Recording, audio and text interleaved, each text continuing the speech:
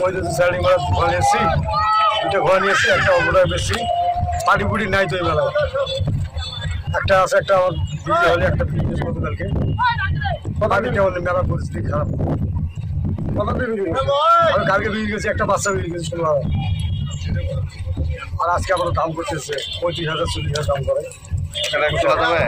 সেই আমাদের চিরাডিং মেলায় চিরিমোদর থেকে 5টা ঘোড়া নিয়ে এসেছি, বেচা বিক্রি হয় না, কাস্টমার কম, ঘোড়ার দাম নাই।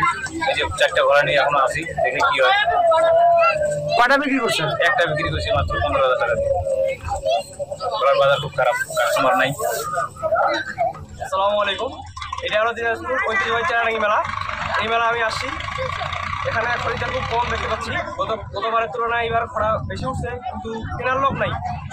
মানে খরা সস্তা, 70,000 টাকা খরা 30,000 টাকা দিতে হচ্ছে, এরকম তবুও লোক নেই।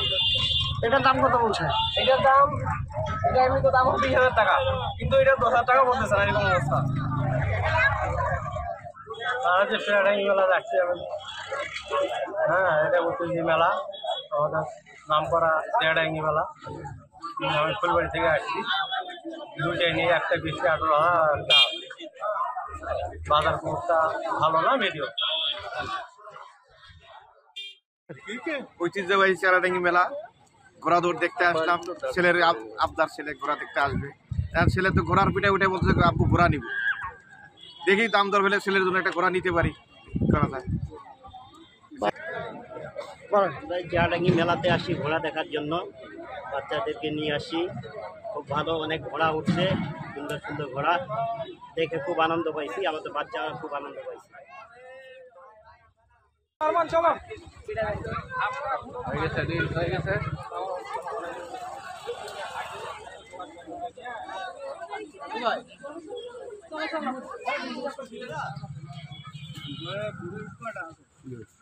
Start.